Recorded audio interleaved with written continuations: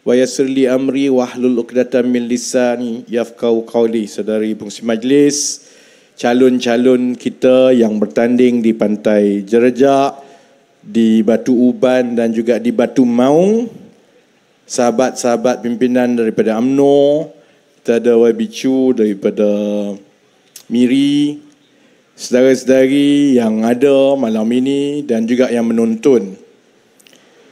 Saya selalunya berucap tiap-tiap malam kerana yang hadir di ceramah-ceramah adalah sama penting dengan yang menonton di luar. Setiap malam sejak lebih kurang 2 minggu yang lalu, kita telah berjaya bina tontonan di luar itu dan semalam tontonan itu telah mencecah 20,000 orang semalam. Jadi kalau kawan-kawan dekat Pantai Jerejak, dekat Bayan Baru ni fikir apalah dia bercakap ni, tak ada kena-mengena dengan Bayan Baru. Itu sebab setiap kali saya berceramah malam-malam Uncle, saya bukan saja bercakap dengan pengundi-pengundi di kawasan itu, tapi saya bercakap dengan seluruh rakyat kita lah. Cuma kita kat Pantai Jerejak hari ni, jadi kena sentuhlah sedikit pasal Pantai Jerejak. Ya. Saya baca laporan terkini tentang kempen Perikatan Nasional di Pantai Jerejak. Calon Perikatan Nasional di sini ialah Ketua Gerakan Pulau Pinang, Tong Kiong lah. Betul. Dia beritahu kepada orang, kali ini dia yakin sebab dia kata orang Melayu dekat sini semua sokong Sanusi. Pergi mana-mana angkat tangan macam Sanusi, dia kata. Betul kah? Betul ke? Malulah orang Pantai Jerejak dengan Bayan Baru kalau ramai penyokong Sanusi dekat sini. Tapi saya rasa, saya pun baca berita tu, saya rasa tak betul pun. Sebab lepas dia beritahu orang dia yakin menang sebab ramai penyokong Sanusi dekat sini, dia beritahu dia nak balik rumah, dia demam. Belum lagi keluar keputusan dia dah demam, saudara-saudari. Saya rasa keluar keputusan minggu depan, insya-Allah di Pantai Jerejak kita akan kekal menang di Pantai Jerejak. Dia demam 2 minggu saudara-saudari. Pantai Jerejak, Batu Maung, kemudian Batu Uban dan juga Bayan Baru ialah satu-satunya, saya ingat, parlimen di seluruh Pulau Pinang yang kesemua calonnya adalah daripada PKR, daripada parlimen sampailah ketiga-tiga.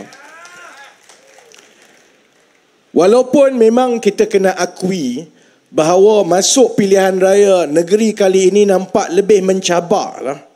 Sebab kita ada kekurangan sedikit dan Perikatan Nasional ada kelebihan sedikit. Yang itu saya akui. Kelebihan paling utama yang Perikatan Nasional ada dan yang kita tak ada ialah Perikatan Nasional ada badut. Kita tak ada badut, saya. Dia ada Sanusi. Sanusi setakat ini dia ingat untuk menjadi pentadbir dan juga menteri besar yang baik, ahli politik yang baik, cara yang diperlukan ialah dengan membuat lawak bodoh. Sebab itu saya datang Pantai Jerejak malam ini kerana saya ada personal stake dekat Pantai Jerejak. Bukan saya ada isteri kedua kat sini, bukan kan? Saya ada personal stake sebab saya minta saudara Fahmi Zainul untuk bertanding dekat sini. Saya ambil Fahmi Zainul daripada dia pimpinan mahasiswa di Universiti Melaya. Lama dia dengan saya daripada bertugas jadi pegawai saya. Sebelum dia balik ke sini, masa dia dulu pandai-pandai lawan kerajaan, masa itu kena gantung. Masa itu juga dia lama dengan saya. Dan saya yakin walaupun ini kali pertama dia bertanding sebagai calon untuk Dewan Undangan Negeri, saya yakin sebenarnya dia sudah pun ada tempoh yang panjang untuk belajar dan memahami apa yang diperlukan untuk menjadi seorang wakil rakyat yang baik. Dan kalau dia kalah, ataupun dia menang lepas ini dan dia tak buat kerja, masalah itu akan berbalik kepada saya. Sebab itu saya datang malam ini, Fahmi Zainul ada dekat sini, saya nak beritahu kepada orang Pantai Jerejak dan juga seluruh rakyat Malaysia, engkau menang, kau tak buat kerja, penggal sekali lagi aku tukar engkau.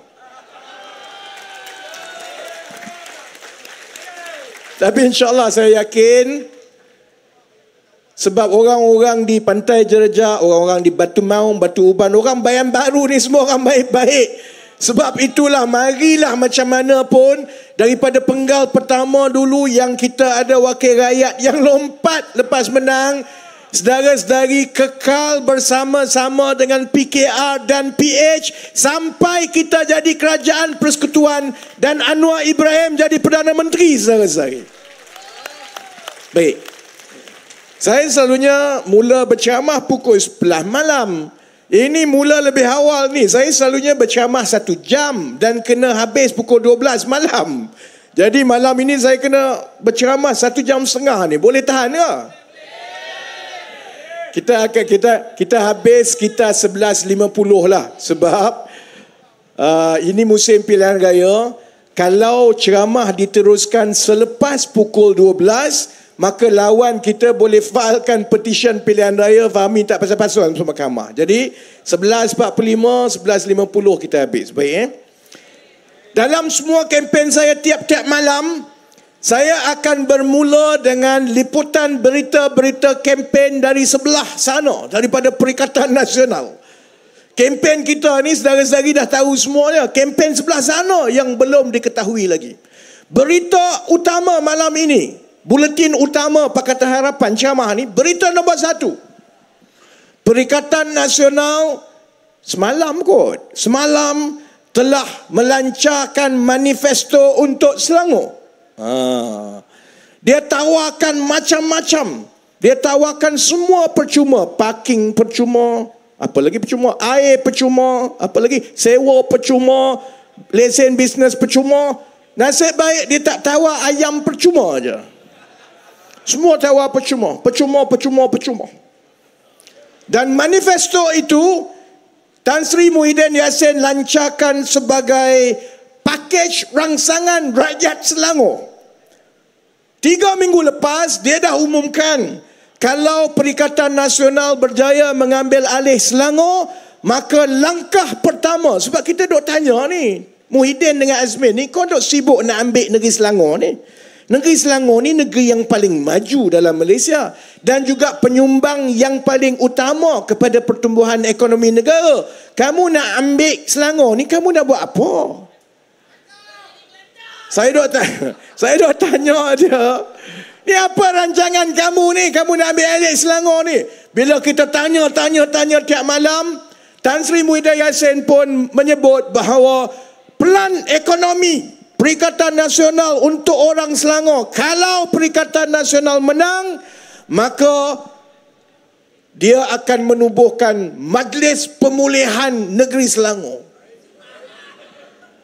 Saya tanya, dia tak jawab sampai sekarang ni. Tak ada seorang pun lagi pimpinan Perikatan Nasional yang jawab dengan saya. Saya tanya dia, kau nak buat Majlis Pemulihan Selangor ni? Kau nak pulih apa kat Selangor ni? Selangor dah memang nombor 1 pun. Nak pulihkan apa? Kalau betul Perikatan Nasional hebat, boleh bantu pulihkan negeri, boleh majukan negeri dengan rancangan dia, sepatutnya dah lama dah Muhyiddin Yassin umumkan Majlis Pemulihan Negeri Kelantan, bukan Selangor.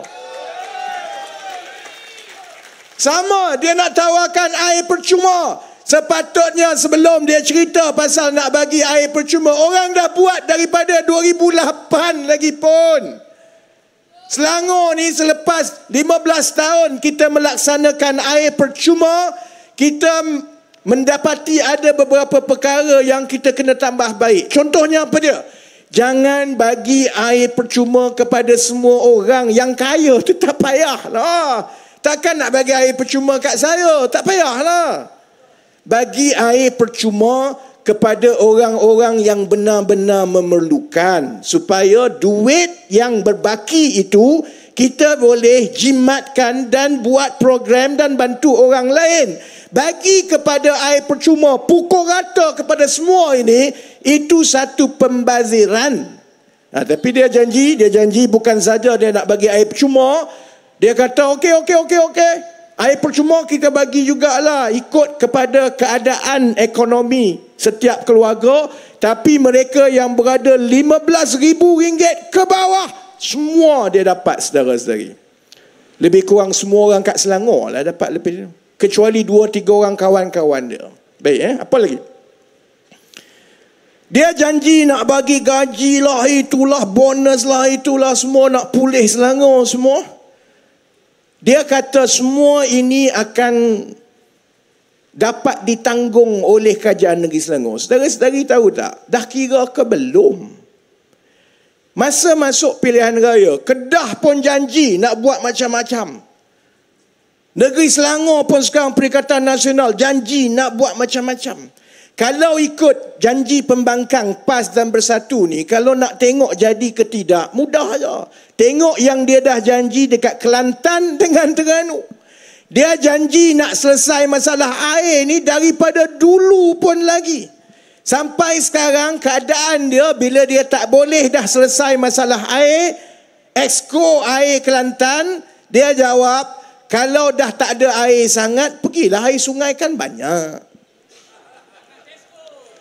Air belakang Tesco kan ada. Minumlah air kat belakang Tesco tu. Baik. Sama juga dengan negeri Terengganu di bawah PAS.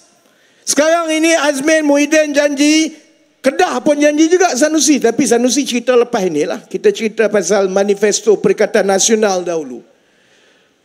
Dia janji kalau dia menang di Selangor, dia akan wujudkan 100,000 pekerja baru dekat Selangor. Kelantan pun janji macam itu. Terengganu pun janji macam itu. Saya pun semaklah, saya rasa ni tiap-tiap kali pilihan raya, ada je yang janji nak wujudkan peluang pekerjaan baru ni. Bila kita semak dalam pilihan raya yang lepas, 2018, PAS di Terengganu juga menjanjikan untuk mewujudkan 20,000 peluang pekerjaan baru di Terengganu. Dan nak masuk pilihan raya lepas 5 tahun ini, dia pun buat kenyataan, kita telah berjaya mewujudkan peluang pekerjaan. Saya terkejutlah. Saya orang Terengganu, uncle. Saya dilahirkan di Terengganu, mak ayah saya masih lagi dekat Terengganu. Saya balik kampung, saya tengok Terengganu macam itu je. Tak ada lah banyak peluang pekerjaan baru.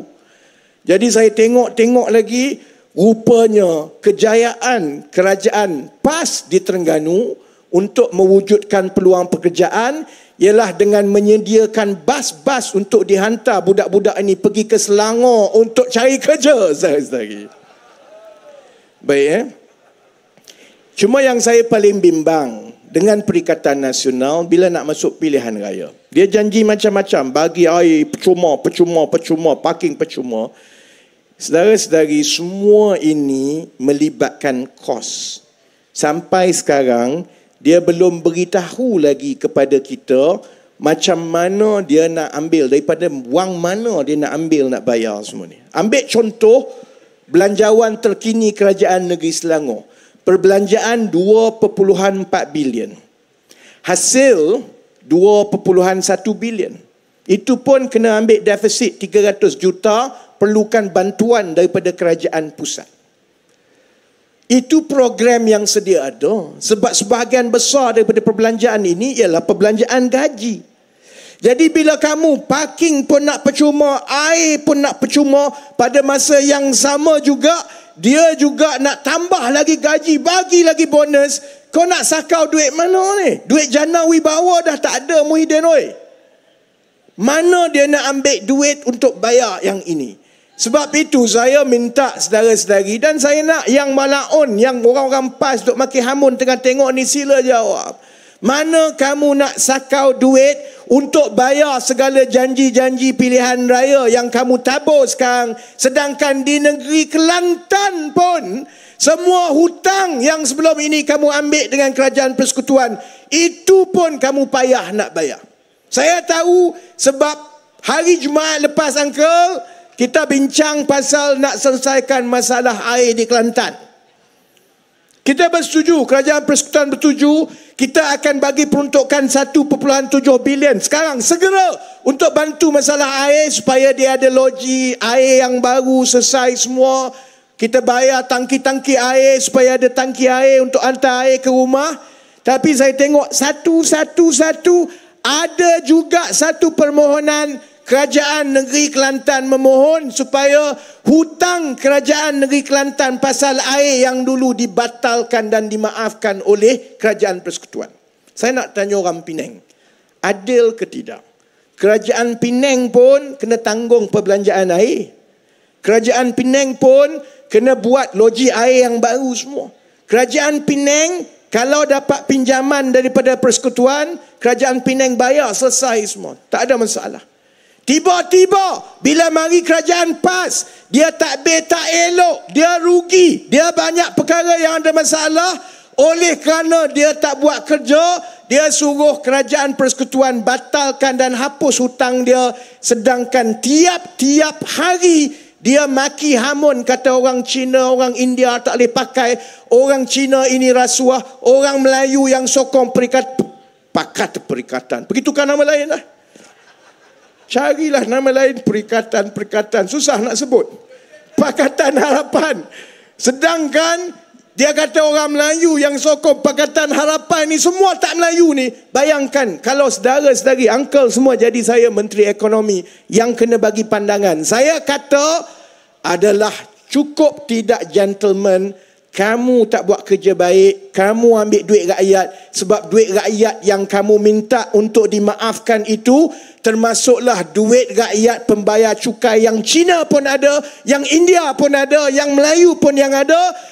Pada masa kamu api-apikan supaya yang muda-muda Melayu ni benci kepada kaum-kaum lain, pada masa itu jugalah diam-diam kamu minta supaya hutang Kerajaan Persekutuan, duit rakyat, dibatalkan untuk kamu. Sebab itu saya nak bagi satu peringatan kepada pengundi-pengundi. Rekod Tan Sri Muhyiddin Yassin semasa mentadbir negara ini dalam tempoh 18 itu, bila bab mari soal belanja duit, saya cukup bimbang.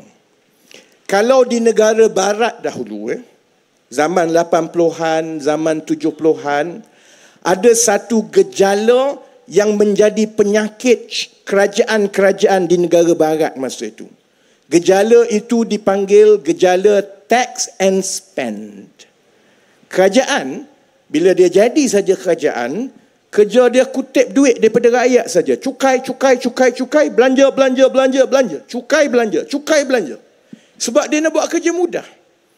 Untuk tempoh yang pendek tu, dia rasa popular lah. Sebab rakyat kata, tengok saya dapat bantuan itu, saya dapat duit itu, saya dapat cukai dan belanja. Tax and spend. Tapi akhirnya selepas 20 tahun, banyak kerajaan-kerajaan yang mengalami masalah kewangan apabila kerajaan baru yang ambil alih itu, mereka tidak lagi ada kemampuan untuk membayar hutang-hutang yang diambil oleh kerajaan-kerajaan sebelum itu. Itu juga akan jadi masalah di negara kita bila ada parti-parti seperti Perikatan Nasional. Boleh sebut Perikatan Nasional. Okay. Perikatan Nasional yang bila nak masuk saja pilihan raya, dia janji macam-macam.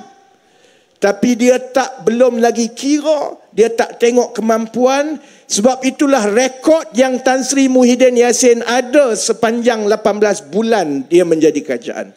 Masa zaman dia lah, saya ingat buat kali pertama dalam sejarah negara kita, kerajaan menyentuh duit simpanan masa depan rakyat.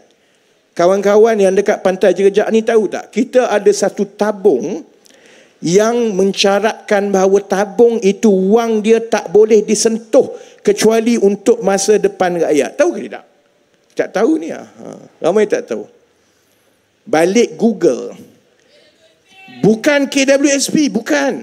Tengok tu, mungkin ramai tak tahu. Bukan KWSP. Fahmi pun dah pucat dah, takut saya tanya dia. Kita ada satu tabung. Tabung itu dipanggil Kumpulan Wang Amanah Negara. Bukan KUAP. Itu kumpulan wang amanah pencen. Tengok, ini nama KUAN. Kumpulan wang amanah negara. Tak ada lagi orang yang sentuh pasal macam mana wang KUAN ini telah digunakan. Kita ada satu tabung. Nama dia kumpulan wang amanah negara, KUAN. Basically, this is a national trust fund for future generation. Ia ditubuhkan lewat 90-an, tak silap saya.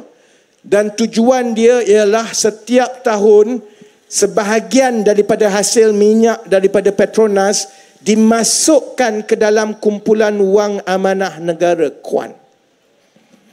Cuma ialah orang tak tahu. Dan semua pimpinan sebelum ini sebaik yang mungkin tak nak sentuh duit KUAN ini. Kerana ini adalah duit untuk masa depan. Dan kalau tengok, tujuan KUAN ini ditubuhkan ialah hanya untuk digunakan untuk masa depan rakyat, selalunya yang bersabit dengan pendidikan. Dan memang tak disentuh. Masa saya jadi ahli parlimen tahun 2013 hingga 2018, saya ingat duit KUAN dah sampai 7-8 bilion. Dia naik setiap tahun. Muhyiddin telah pun menggunakan duit KUAN. Dia guna duit KUAN. Saya tunggu dia jawab. Biar dia jawab. Sebab sebelum ini tak ada orang tanya dia. Saya tahu dia akan jawab apa. Dia akan jawab bahawa sebenarnya ini saya gunakan untuk nyawa rakyat masa zaman COVID. Dia akan jawab macam itu. Tapi duit KUAN telah digunakan oleh pentadbiran Muhyiddin 18 bulan itu. Dan kalau tidak ada skandal-skandal masa zaman Muhyiddin, kita tak marah. Tapi dalam keadaan dia berhutang sampai hutang kita jadi paling tinggi. Dalam keadaan dia ambil wang KUAN yang tak pernah disentuh sebelum itu, yang sepatutnya jadi warisan anak-anak kita di masa akan datang. Masa itu jugalah bila kerajaan perpaduan ambil alih pentadbiran, kita buka fail, macam-macam cerita ada saudari-saudari. Jana wibawa tak jana wibawa. Sebab itu saya faham kenapa Perikatan Nasional nak sangat ambil alih Pulau Pinang. Nak sangat ambil alih Negeri Sembilan. Nak ambil alih Selangor. Sebab ketiga-tiga negeri ini adalah negeri-negeri yang paling kaya dengan rizab simpanan yang paling kaya, saudara-saudari. Sebab itu saya nak beritahu orang Pulau Pinang, ni yang Ong Tong Kiong kata peminat Sanusi angkat tangan ini. Engkau angkat tangan, banyak-banyak angkat tangan, wang rakyat kamu akan hilang kalau Perikatan Nasional ambil alih. Kerana rekod mereka setakat ini, mereka hanya pandai ambil wang yang telah ada, kemudian mereka belanja. Bila wang itu sudah tak ada, tak boleh belanja, rakyat marah, dia pas balik kerajaan itu kepada kita, saudara-saudari. Itu keadaan dia. Saya tunggu Muhyiddin Azmin jawab. Muhyiddin, sila jawab apa kamu buat dengan kumpulan wang amanah negara KUAN. Saya nak orang-orang yang menonton dan yang ada dekat Bayan Baru ni balik tolong Google kumpulan wang amanah negara, kerana itu adalah sumbangan daripada Petronas untuk rakyat negara kita di masa akan datang. Dan dia telah disentuh. Wang Petronas pun ambil, wang KUAN pun ambil, pinjaman pun ambil. Sebab itulah masa itu dia kata dia yang paling baik sekali, bagus bagi kat orang semua. Malah nak sebut Abah. Sebab itu saudara-saudari, kalau kita nak jadi popular, nak jadi kerajaan yang senang, boleh ambil duit, belanja habis, bagi semua. Tapi negara ini, kerajaan ini bukan milik ahli-ahli politik macam kami. Kami masuk pejabat ni 5 tahun sekali saja. Masa 5 tahun itu kalau buat kerja yang baik, tinggalan kami ialah hasil yang baik untuk kerajaan seterusnya. Sama macam kita jaga syarikat-syarikat. Sebelum kita ada CEO yang lain. CEO buat kerja semua, sebelum dia dipindahkan ke tempat lain, CEO yang baik adalah CEO yang meninggalkan syarikat itu dalam kedudukan kewangan yang baik. Cash flow bagus, reserve bagus, growth revenue bagus. Pekerja-pekerja semua dijaga. Barulah senang CEO yang baru masuk maka CEO yang baru itu boleh besarkan lagi syarikat. Itu baru satu benda pasal manifesto Perikatan Nasional. Satu lagi dalam perkembangan terkini, oleh kerana saya tiap-tiap malam berceramah hentam Perikatan Nasional, dan yang menonton daripada kalangan walaun Perikatan Nasional ni, dia tak reti nak menjawab. Kritikan terbaru kepada saya ialah dia kata, Rafizi ni dia ada masalah. Kalau nak tahu dia berbohong, setiap kali dia nak berbohong, dia tengok jam. Sedari tengok, saya kan kalau ceramah saya selalu tengok jam. Saya memang selalu tengok jam. Satunya ialah sebab saya tak pakai skrip. Jadi saya dalam kepala dah tahu apa nak cakap. 1, 2, 3, 4. Jadi saya kena sesuaikan banyak mana lagi yang saya nak bercakap tu dengan masa. Tapi inilah juga yang saya nak ambil kira dan saya nak kongsi. Ini masalah orang kita. Saya memang sangat-sangat berkira mengenai masa. Kalau tanyalah semua orang yang kerja dengan saya tak kedekut benda lain. Benda lain saya tak kedekut. Masa saya memang kedekut. Kalau membazir masa memang kena maki dengan saya. Sebab ini pandangan saya dan saya nak beritahu kepada walaun PAS ni. Kamu ni mengaku Islam. Tapi kamu ni tak ada konsep bahawa perkara yang Allah bagi kepada kita, antara yang paling berharga adalah masa. Semua harta lain kalau dah hilang boleh cari balik. Wang kalau hilang boleh cari balik. Kereta accident cari balik, beli balik. Rumah terbakar boleh beli balik. Masa kalau kamu hilang 1 minit pun, masa itu tidak akan datang balik. Sebab itu saya tak tahu geng-geng yang sokong Sanusi ni. Saya dibesarkan dalam keluarga yang cukup berkira mengenai masa, kerana pada pandangan saya, setiap daripada kita ini Allah dah bagi harta yang sama masa kita lahir. Melayu ke, Cina ke, India ke, agama apa pun, Tuhan bagi kepada kita harta yang sama, iaitu masa. Masa semua orang ada masa yang sama, 24 jam sehari. Maka orang yang menggunakan harta masa itu dengan baik, dia tak membazir, dia rajin, dia buat kerja, maka orang itulah daripada harta masa yang Allah bagi sama kepada semua. Daripada harta masa itulah kita boleh buat harta-harta yang lain. Lain kali kepada walaun, janganlah cari salah benda-benda mengarut, tak pasal-pasal kena tazkirah masa ceramah sekarang. Sebab itu saudara-saudari, saya nak tunjuk dia sebenarnya bila kita nak masuk dalam minggu kedua kempen ini, dia dah tak ada modal. Benda mengarut macam saya tengok jam masa itu pun jadi isu besar kepada dia. Dulu isu besar dia ialah gigi saya. Gigi saya tak straight. Ada air tak? Saya masih lagi demam. Ada ayak. Ubat ayak.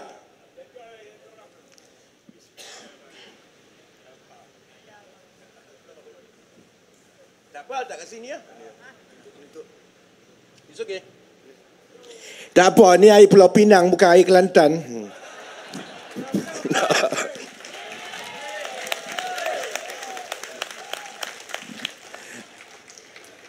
Baik ya. Dia komen benda-benda mengarut pasal gigi lah, pasal jam lah. Sebab sebenarnya dia tak boleh jawab benda yang paling penting. Dalam 4-5 bulan yang lepas ini, dia mainkan satu isu saja. Lawan kita ni, termasuklah si Ong Tong Keong ni. Isu dia ialah kerajaan perpaduan yang ada sekarang ini tak cukup Melayu. Kerajaan ini sebenarnya kerajaan yang dikawal oleh orang Cina. Kau nak Melayu ramai mana lagi? Ni Zalah marah sangat kat Muhyiddin ni. Muhyiddin dia belum sebut Sanusi lagi ni. Dia kata kerajaan perpaduan yang ada sekarang ni tak cukup Melayu. Kalau kerajaan perpaduan ini terus dapat sokongan daripada rakyat, habislah Melayu. Dia bagi gambaran. Contohnya, terutama kepada yang muda-muda ni lah, dia bagi gambaran bahawa tengok apa yang telah berlaku kepada Singapura. Kalau kita tak sokong kerajaan Melayu yang PAS dan bersatu ini, maka lepas ini Pulau Pinang pula akan jadi seperti Singapura. Itulah masa kecil-kecil, masa sekolah, orang suruh belajar betul-betul sejarah, tak nak belajar, tak cerdik. Bila tua-tua, sejarah pun dia tak tahu.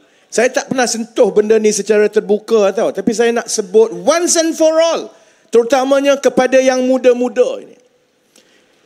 Negeri Pulau Pinang ni dan juga negeri Singapura dulu, dia bukanlah dalam tempoh 50-60 tahun ni, tiba-tiba orang Cina semua datang tendang orang Melayu keluar. Kau gila ke apa? Asal usulnya begini, 300 tahun yang lepas ni, tahun-tahun dalam kurun ke-18, 17 lebih, 1750, 1780, Pulau Pinang dan juga Singapura, pulau-pulau yang tak adalah sangat ramai penduduk. Dia pulau yang kosong, adalah perkampungan nelayan sedikit sebanyak, tapi dia bukanlah penuh dengan orang macam sekarang ini. Masa itu, British ada hubungan dagang yang kuat dengan China dan juga dengan rantau ini sebab dia berdagang sebahagiannya dagang rempah, kalau dengan China semua banyak. Jadi kapal-kapal British ini daripada UK, England turun ke bawah, lalu ke Cape Horn sampai bila dia nak pergi ke China. Jadi dia cari tempat-tempat kapal-kapal dia untuk berehat dan berlabuh sebelum dia sambung pergi ke China. Jadi pedagang-pedagang macam Sir Stamford Raffles, Sir Francis Light, bila dia datang ke arah ini, dia tengok ada pulau-pulau kosong. Pulau Pinang pun kosong, tak dipakai, tak ramai orang. Singapura pun macam itu juga. Jadi akhirnya dia minta untuk sewa. Pulau Pinang dia minta sewa dengan kerajaan negeri Kedah masa itu. Singapura dia minta sewa dengan kerabat daripada kerajaan negeri Johor masa itu. Dia bermula dengan sewa sebab masa itu orang tak pakai sangat lagi pun dan tak ramai orang pun yang duduk kat sini kecuali ada perkampungan-perkampungan nelayan yang kecil. Jadi akhirnya Pulau Pinang dan Singapura dia menjadi persinggahan kapal-kapal dagang ini yang British punya. Orang kita masa itu Melayu, dia tak nak kerja jadi buruh untuk tempat port tak port, pelabuhan semua dia tak nak. Kerana orang kita secara tradisinya Melayu, dia duduk kat kampung, duduk kat tanah sendiri. Jadi British masa itu bila dia dah dapat Pulau Pinang disewa, dia dapat juga Singapura disewa, maka untuk menghidupkan tempat ini sebagai persinggahan kapal-kapal, dia pun mula bawa masuk pekerja-pekerja asing. Masa itu pekerja asingnya orang Cina. Sama macam kita dah bawa masuk pekerja asing daripada Indonesia dan juga Bangladesh sekarang sebab orang kita tak nak bekerja dalam bidang-bidang itu. Itu 300 tahun dahulu. Bila kita bentuk Persekutuan Tanah Melayu 1948 sehingga kita menjadi merdeka, masa itu setelah beratus tahun sudah tentulah penduduk daripada kaum Cina lebih ramai di Pulau Pinang dan juga di Singapura. Tapi cara mereka cakap ini seolah-olah uncle auntie kita, kawan-kawan kita, rakyat Malaysia yang Cina ini datang ke Malaysia dan tendang keluar. Gila ke apa? Sama aja. Memang kita akhirnya adalah hasil daripada sebuah negara yang ditinggalkan oleh penjajah British. Memang ini kita. Kita nak buat apa lepas ini? Kita nak masing-masing kata okeylah, aku balik ke sana, kau balik ke sini. Dia orang nak pergi mana? Kita nak pergi mana? Saya, keluarga saya pun saya tak tahu asal usul mana. Entah-entah asal usul daripada Sumatera. Kita tak tahu ni kawan-kawan, prof semua ni, susah galau kita sebab kita adalah hasil daripada beratus tahun dijajah. Jadi cara yang terbaik untuk kita ialah kita belajar mengenali masing-masing. Sebab itu kalau orang tanya saya, kenapa saya masuk PKR daripada dulu? Kau tak sayang kat Melayu ke? Ni kalau yang menonton, depan saya ni semua Cina ni, banyak Cina ni. Melayu dan Cina banyak. Saya saja cerita pasal benda ini kerana saya nak semua faham. Melayu faham, Cina faham, India faham. Saya anak Melayu yang lahir di Terengganu, besar di Terengganu. Sekolah pergi semua Melayu, sekolah rendah. Habis darjah 6 pergi sekolah lagi Melayu. Nama dia College Melayu. Semua Melayu. Tapi saya belajar satu benda. Saya belajar bahawa yang mengajar saya itu ada juga cikgu-cikgu Cina dan cikgu India. Bila dia mengajar saya, dia tak pernah berkira kau Melayu ke kau Cina. Dia ajar, dia bagi ilmu sama saja kepada saya. Malah kadang-kadang saya ada seorang cikgu, dia dah mati dah. Nama dia Mr. Tan Kim Ho. Dia dah mati dah. Dia lama ajar maths. Saya tanya dia, Mr. Tan, dekat Kuala Kangsar ni ada sekolah Cina. Nama dia sekolah Cina. Sekolah jenis sekolah Cina Sungwah dekat Kuala Kangsar. Why you mengajar budak Melayu? Kita semua ni budak Melayu ni. Why you mengajar budak Melayu? You pergilah mengajar sekolah Cina tu. Saya tanya tu in the 90s when I was in Form 4, Form 5. Dan dia cakap, dan ini sebenarnya sama saja kita Melayu ke, kita Cina ke, kita India. Dia cakap, you semua budak Melayu cerdik, asrama penuh, semua datang. Lagi mudah mengajar daripada mengajar budak Cina Sungwah daripada Kuala Kangsar. Whether you are Malays or Chinese or Indians, we are born with a good heart. Dan itu sangat penting untuk sebuah negara yang berbilang bangsa macam kita, kerana kita tak boleh besarkan anak-anak kita dengan membenci. Yang Melayu, kenapa saya masuk PKR, saya tak masuk parti-parti lain? Kerana saya tak mahu terheret dengan politik perkauman, kerana kalau kita besar, tua ni, kehidupan kita ialah mencari salah kaum lain dan membenci kaum lain. Kita akan jadi tidak gembira. Tiap-tiap hari hati kita ni tak suka kat orang. Kita negatif. Kalau kita tiap-tiap hari dalam hati kita ini tak suka kat orang, lama-lama, sebab itu orang Melayu kata, tengok orang Melayu dulu-dulu, dia kata ada pepatah yang cukup baik. Kalau ikut rasa, binasa. Ikut hati, mati tau. Sebab itu cara yang paling baik kita sebagai sebuah negara yang Melayu, Cina, India, ialah kita belajar daripada masing-masing. Sama macam saya belajar daripada cikgu saya yang Melayu ada, Cina ada, India ada. Dan macam itulah kita juga kena ajar kepada yang muda-muda ini, yang Melayu, yang Cina, yang India. Because on our own, we are not strong. But together, we are much stronger than what we thought. Itu saja.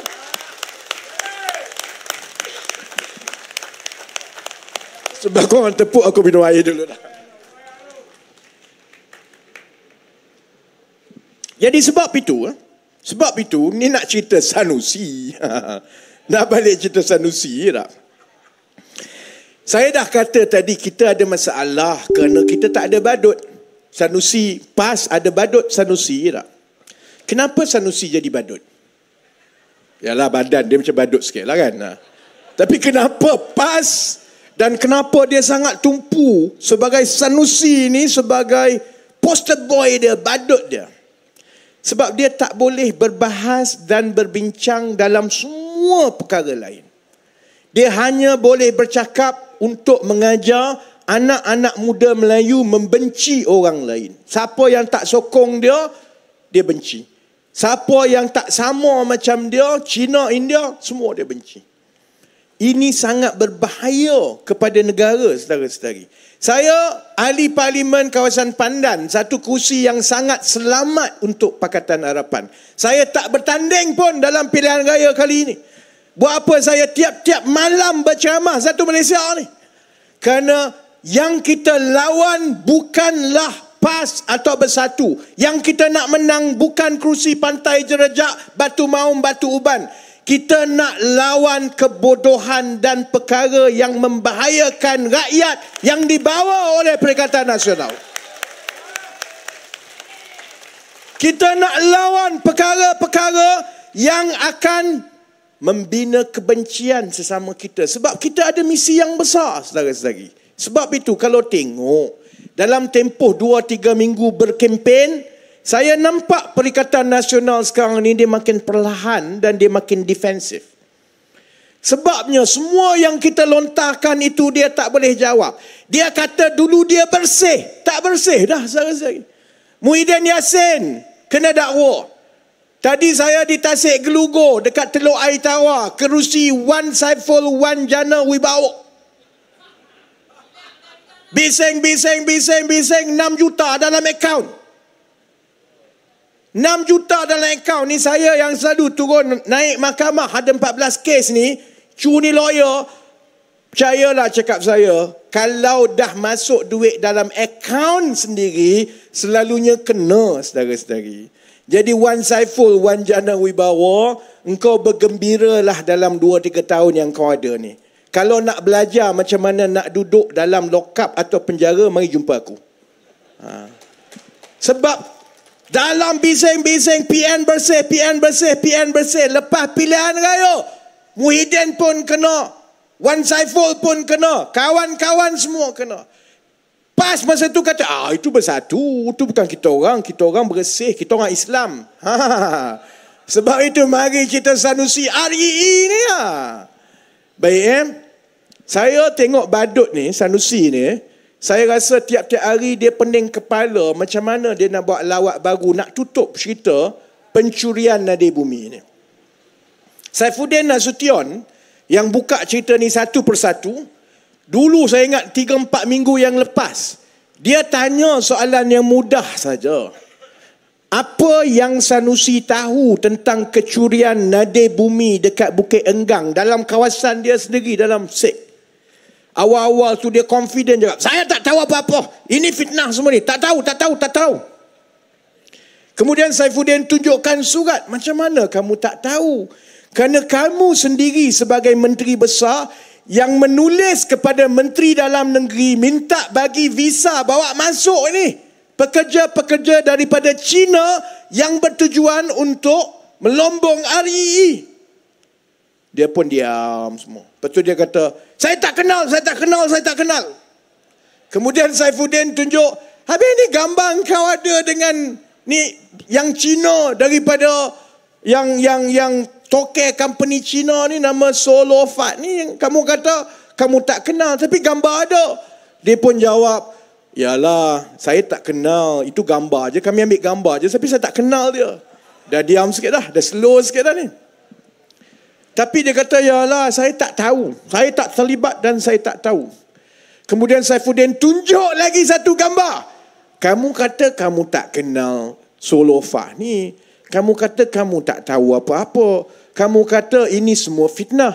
Ni yang gambar-gambar kamu pergi melawat tapak yang orang melombong REE secara haram ni, ada apa? Ada 6 gambar ni. Sanusi sendiri pergi tengok. Saya tunggu jawapan dia. Tunggu, hari ni keluar jawapan dia. Jawapan dia apa dia? Saya nak sebut pun saya rasa, okay, bodohnya lah diorang ni kan. Jawapan dia sekarang ialah, saya menteri besar, ada laporan tentang kecurian REE di situ, jadi saya pergi tengoklah melawat.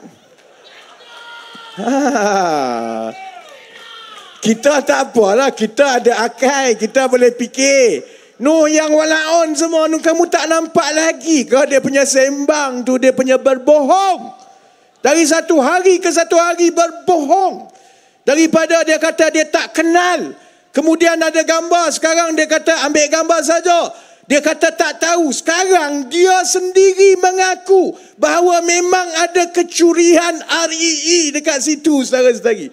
Esok lusa kita tunggu lagi ceramah-ceramah saya. Setiap kali ada lawak bodoh daripada badut Perikatan, aku nak sebut Perikatan Nasional ni, susah betul lah, PN. Perikatan Nasional ni Setiap hari ada jawapan baru daripada Sanusi. Kita akan ulas dalam ceramah kita tiap-tiap malam. Jadi maksudnya macam mana? Yang dia dok beritahu orang Melayu ni, yang kononnya dia boleh menyelamatkan Melayu, dia bersih, sekarang satu persatu telah dibuktikan tak betul. Hatta Sanusi yang baru jadi menteri besar itu pun sekarang dia kena jawab. Kalaupun dia tak terlibat, dia tak tahu apa-apa, sebagai menteri besar, dia kena jawab macam mana sebagai menteri besar kamu boleh biarkan berlaku kecurian nadir bumi, logam yang paling mahal di tanah kerajaan. Sedangkan laporan dah banyak dah. Orang kampung lapor oleh sebab pencurian dan pelombongan haram itu sampai melibatkan banjir dekat kawasan itu. Kamu buat apa? Sebab itu saudara-saudari, kalau saya kasar dengan Perikatan Nasional, dia bukan sebab soal nak menang pilihan raya. Orang-orang yang bertanding ni, menang kali ini menang. Kalau dia menang, dia tak buat kerja, kita buang. Kalau dia kalah, dia ada peluang lagi. Cuma masa ini sangat kritikal untuk negara kita. Kita baru ambil alih kerajaan 8 bulan. Kita tahu banyak masalah. Saya tak payah ulang kepada saudara-saudari. Masalah hutang banyak. Masalah pembangunan banyak. Masalah ekonomi yang kita nak perbetulkan banyak. Dan tambah pula itu, dalam keadaan ekonomi global sekarang ini sedang bergolak. Batuk saja dekat New York, kita kena sekali. China nampak perlahan saja pertumbuhan ekonomi dia, pasaran saham kita terdedah. Kita sekarang ini, sebab ekonomi kita demam, maka lagi cepat kita demam daripada orang lain bila ada masalah ekonomi yang lain. Semua ini kita tahu semua. Sebab itu bila saya tengok Tan Sri Muhyiddin Yassin, Azmin Ali, ini orang yang semua sudah dapat peluang untuk jadi menteri. Muhyiddin Yassin daripada dulu lagi, daripada saya dekat sekolah. Kemudian Pakatan Harapan 2018 jadi kerajaan, sambung jadi menteri. Sebelum dia tikam belakang, Azmin, Muhyiddin Yassin, Wan Saiful, Wan Jana Wibawa, semua yang ada ni dah 5 tahun dalam kerajaan saudara-saudari. Kamu sudah ada peluang untuk membaiki negara, tapi kamu tak buat. Bila kami alih sekarang, bila kita sedang baiki dan kita di landasan yang betul, tiba-tiba dia kemaruk untuk dia balik semula jadi kerajaan. Dia tak lain dan tak bukan. Segala yang berlaku ini hanya datang daripada satu kehendak saja, iaitu dia nak jadi kerajaan dan nak jadi Perdana Menteri dan menteri balik. Kamu nak jadi Perdana Menteri, kamu nak jadi menteri, jadilah. Tak ada masalah. Tapi jadilah menteri dan Perdana Menteri yang baik, yang menyelesaikan masalah, yang membantu rakyat, yang tidak mengapi-apikan rakyat. Barulah, saya pun kalau dia jadi menteri yang lebih baik, kalau dia boleh jadi Perdana Menteri yang lebih baik, saya tak ada masalah. Saya boleh kembali ke hidup saya sebagai orang awam, ada syarikat sendiri dan aku boleh buat duit tiap-tiap hari. Tak payah datang ceramah macam ini. Tiap hari duk kena paca. Apa pula Sanusi cakap hari ini? Tapi kita ada masalah. Dan masalah antara yang paling besar, yang ada kesan kepada semua rakyat Malaysia, adalah masalah gaji. Saya daripada dulu lagi, saya cakap sebelum kita menang dan jadi kerajaan pun, ceramah saya yang terakhir di Padang, di Pandan, saya beritahu masa itu sebelum kita mengundi, saya beritahu kepada semua yang menonton, puluh-puluh ribu yang menonton, saya kata, kalau saya dapat peluang, diberi tanggungjawab untuk jadi sebahagian daripada kerajaan, saya hanya ada satu misi yang paling besar sahaja. Saya nak bantu menaikkan gaji rakyat. Semua rakyat saya nak bantu.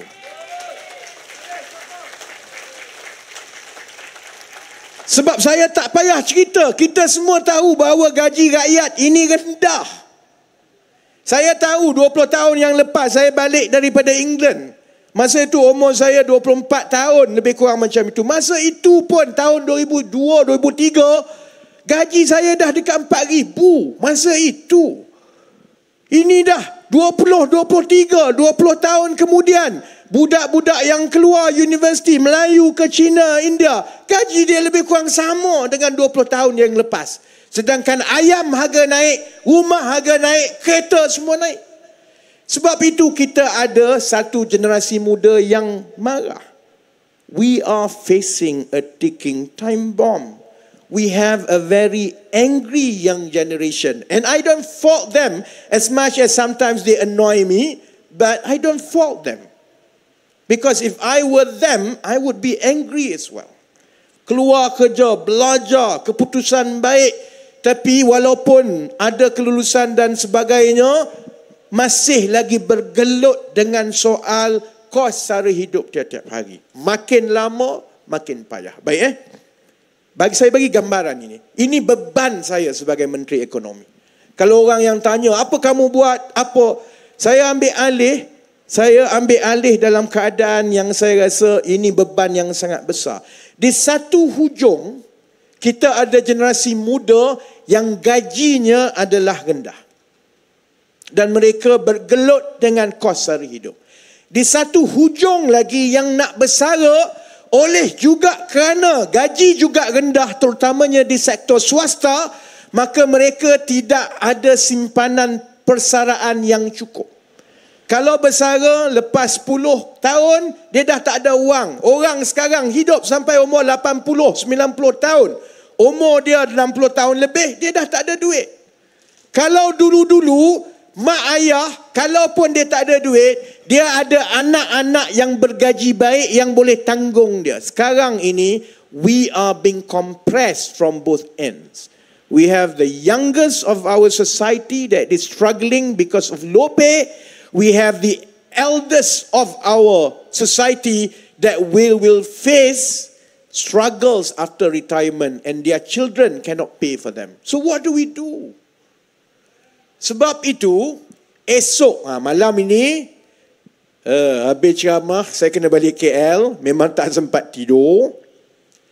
Masuk office pukul 9 pagi, perjumpaan dengan Datuk Seri Anwar Ibrahim. Pukul 9.30 pagi adalah satu mesyuarat yang saya rasa antara mesyuarat yang paling penting saya akan hadiri sebagai seorang menteri. Mesyuarat Majlis Tindakan Ekonomi Negara, dan kita hanya ada satu kertas sahaja. Selalunya mesyuarat Majlis Tindakan Ekonomi Negara ni ada 2-3 kertas. Esok satu kertas sahaja, iaitu kertas mengenai gaji rakyat. Macam mana kita nak menaikkan gaji rakyat? Saya tahu majikan dah takut ni, saya pun majikan juga. Macam mana ni kerajaan akan paksa kita bayar gaji yang lebih tinggi? Sebab saya tahu majikan pun bermasalah juga kerana sumber tu, wang itu tak cukup. Mana ada majikan yang tak nak bayar gaji tinggi?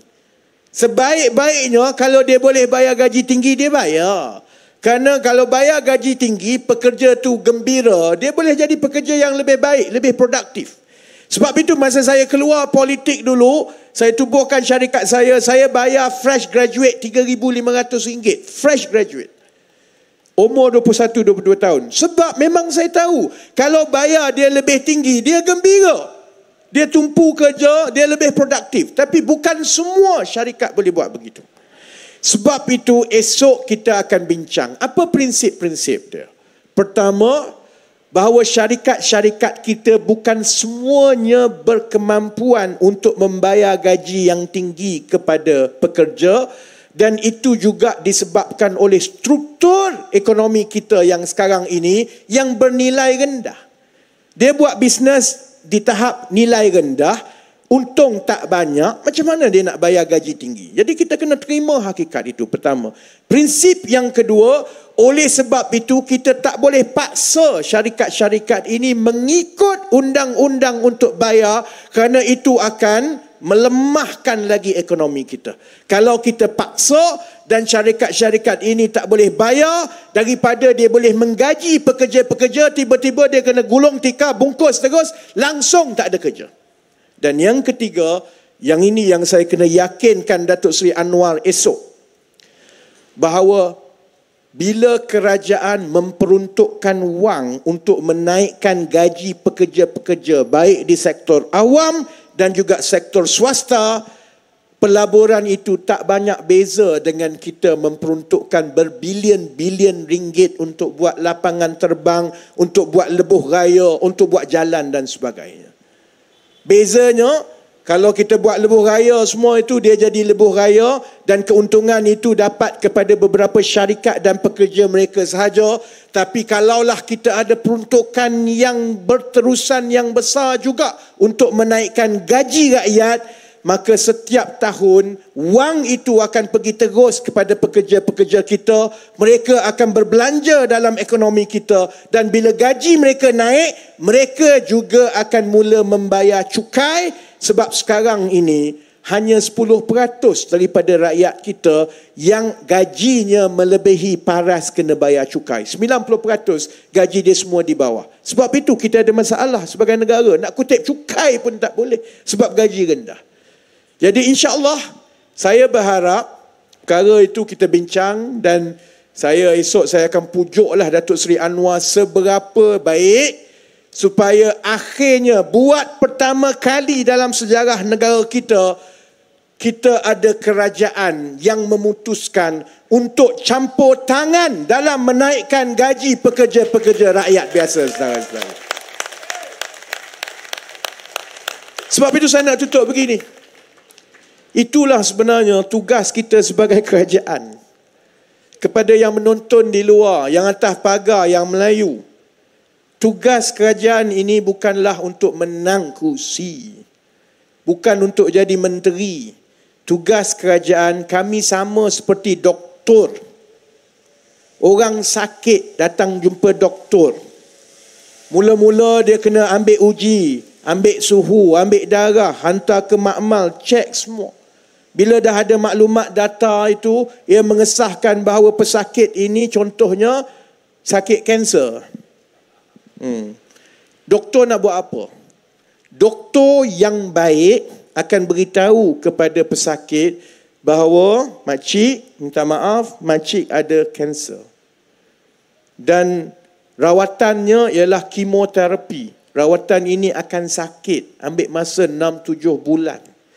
Makcik terpaksa lalui, sakit macam mana pun kena lalui, tapi bila dah habis rawatan, makcik akan sembuh.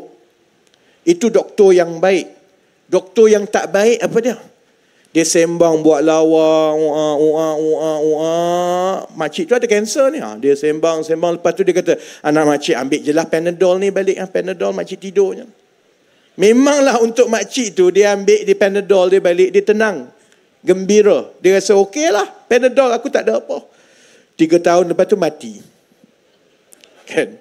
Sebab itu saudara-saudari, jadi kerajaan pun sama macam jadi doktor. Yang jadi menteri ni sama, kena ada disiplin yang sama seperti seorang doktor. Tengok apa masalah, diagnose betul-betul, confirmkan diagnosis itu dengan data dan juga sokongan-sokongan, kemudian cari ubat yang paling baik untuk sembuhkan, walaupun ubat itu ambil masa dan ubat itu menyakitkan. Sebab itu kita perlukan 5 tahun, saudara-saudari. Sebab itu kita perlukan pastikan kita berada di landasan yang baik, supaya di akhir penggal ini, masa itu saya berharap banyak masalah-masalah yang kita warisi ini akan dapat diselesaikan. Dan saya harap 5 tahun lagi lah, kita tidak lagi terpengaruh lah, yang muda-muda yang Melayu ni, tidak lagi terpengaruh dengan permainan lawak dan badut bodoh seperti dalam pilihan raya negeri kali ini. Kalau nak masuk kempen, lawan kita tentang macam mana nak baiki negara. Kalau kamu rasa kamu boleh buat dengan lebih baik, beritahu kita macam mana nak perbaiki kebajikan masyarakat dengan lebih baik. Kalau kamu nak jadi kerajaan selepas ini, beritahu kepada orang Pulau Pinang macam mana kamu akan bina negeri Pulau Pinang ini lebih baik daripada 15 tahun Pakatan Harapan memerintah negeri ini. Baru kita boleh masuk pilihan raya. Jadi insyaAllah, masa pun dah 11.50, saya pun dah nak balik KL. Saya doakan yang terbaik. Saya hanya minta satu saja permintaan terakhir daripada pengundi-pengundi Pantai Jerejak dan juga Bayan Baru dan juga Batu Maung dan juga Batu Uban. Dalam pilihan raya umum yang lepas November 2022, salah satu sebab kenapa PAS dan Bersatu menang lebih banyak kerusi daripada yang disangka ialah kerana jumlah keluar mengundi, pengundi-pengundi Cina dan India lebih rendah daripada sebelum-sebelum itu. Pilihan raya umum 2008, 2013, 2018, jumlah keluar undi di kalangan pengundi bukan Melayu adalah 81 ke 83%. Dalam pilihan raya umum yang lepas November 2022, hanya 68% pengundi bukan Melayu keluar mengundi. Ada 15% yang tak keluar mengundi. Jadi saya minta satu saja. Saya minta tolong beritahu semua kawan-kawan kita, keluarga kita, adik kita, sepupu kita yang kerja di Penang, yang kerja di Singapura, yang kerja di mana-mana, please do this for us together. Come out to vote. Don't take it lightly. It is not about losing the state. We will not lose the state. It is about making a strong statement that this country belongs to all of us, and we will not tolerate any attempt to divide us. We will not allow orang-orang macam Sanusi menggunakan perkauman untuk tunjukkan bahawa di negeri ini kononnya kalau Melayu semua bersatu dan tolak orang Cina, orang India, jumlah orang Melayu ini cukup besar untuk meminggirkan orang Cina dan orang India. That is the message that we will have to counter, and we can only do that together. We need every single one to come out to vote. Boleh? Boleh kah? Thank you very much. Sese, Nandri, Vanakam. Kita jumpa lagi. Janganlah ada pilihan raya lagi lepas ni, penat. Okay. But we will see each other again. I will come back to Bayan Baru, Pantai Jerejak, Batu Maung and Batu Uban. Thank you very much. Pengundi-pengundi di Bayan Baru, you have been the best voters that we've seen in years. Thank you very much. Assalamualaikum warahmatullahi wabarakatuh.